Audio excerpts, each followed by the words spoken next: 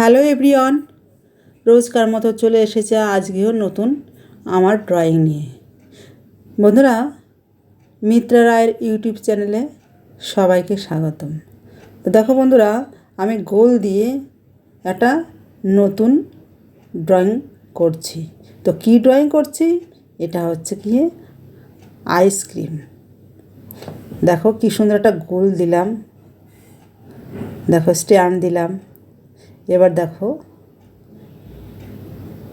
সুন্দর সুন্দর হাফ সার্কেলগুলো দিচ্ছি।